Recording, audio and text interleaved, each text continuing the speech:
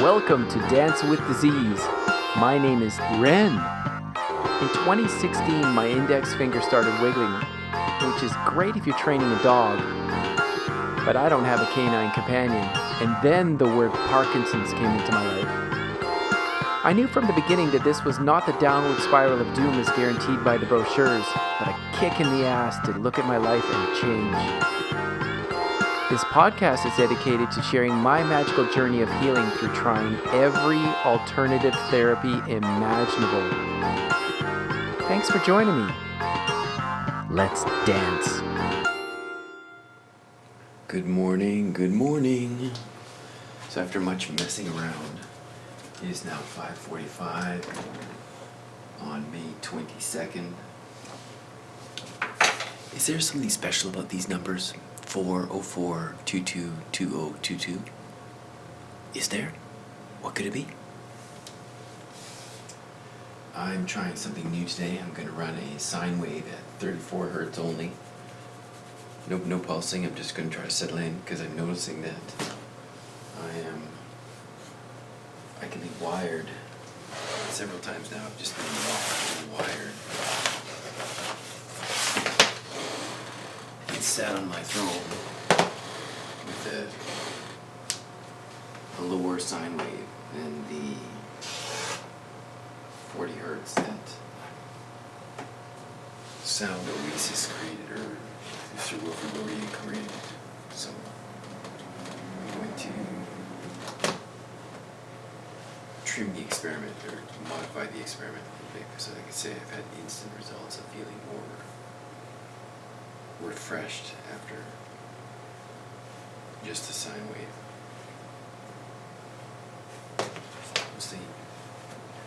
Honestly, I'd rather just be riding my bike.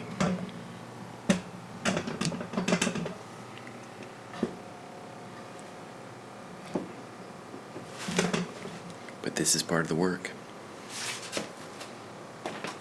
So this is what I do. I bought tickets to the Czech Republic. So we're going to go see Swamiji very soon. Which should be interesting. If we're going to commit to this as a spiritual journey, then saying yes to these ideas.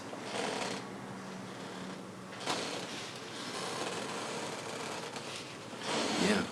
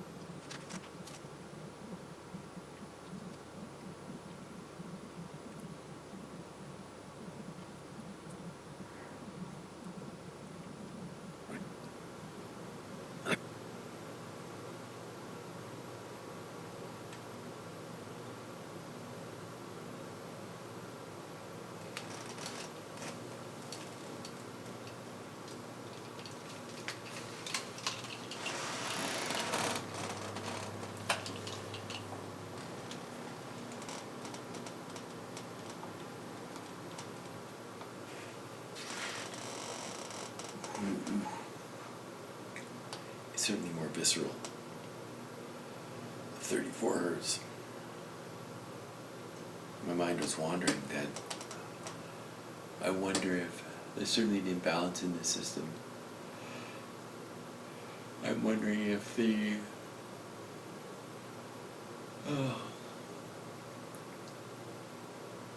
needs to start at 34 and then work its way up to 40, because if there's a 40 hertz cycle that the brain operates at, which I believe is why the studies, Sir Wilfrid Laurier used a 40 hertz cycle.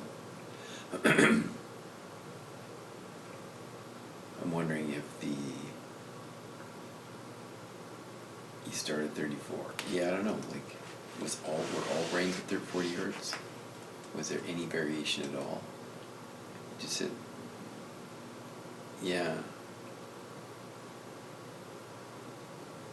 Because I think that's one of the questions I have is 40 hertz.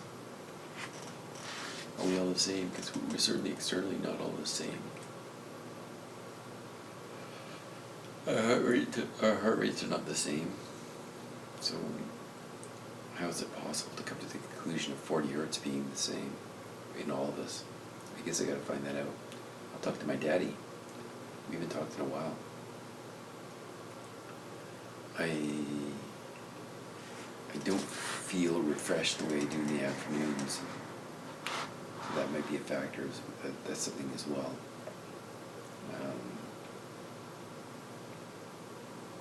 Maybe. I know a question was posed to me about how I'm quantifying results. And the whole idea of objectively looking at a person's results from this sort of thing I think is ridiculous, because there's so many variables that to do a tapping test or a gait test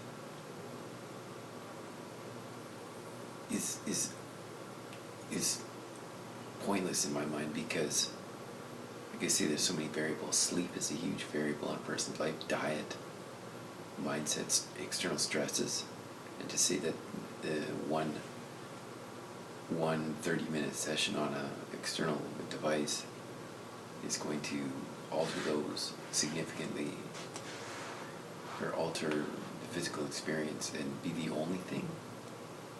This is a full experience, and also I think for me the more important thing is if I feel better, that's what matters most. And because when I feel better, everything else functions better. That's my reality. So, like, I've certainly felt my face be able to relax during the session. Yeah, the changes they're incrementally getting better in terms of my subjective interpretation, because despite the possibly common influence, or common assumption that all science is objective, how is it possible that humans are objective? Humans, I've yet to meet an objective human. And because even a scientific experiment goes in with assumptions and expectations, that's not objective.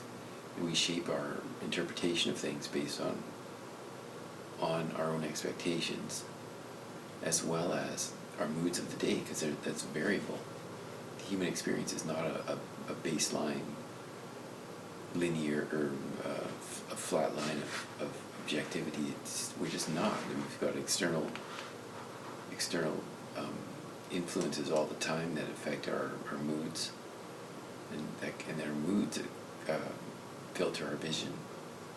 That's just the deal. Unless you're dealing with hard numbers, 1 + 2 is 3, or that sort of really concrete experience. But ultimately, this is a human experience, and it's messy, and it's inconsistent.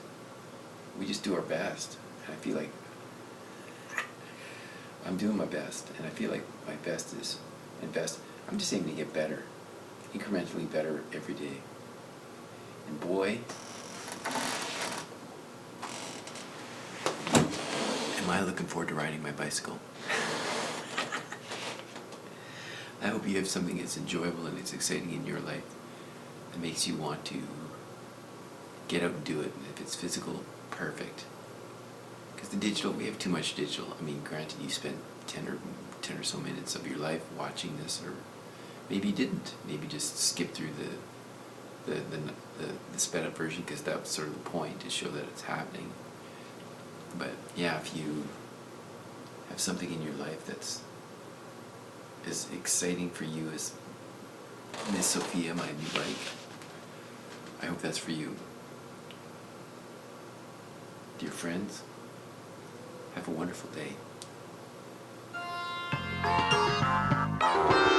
Thank you for listening to the Dance with Disease podcast. My name is Ren. It's been a pleasure to have you here today. For more podcasts and the films, Dance with Disease, log on to YouTube, Ren the Artist. See you next time.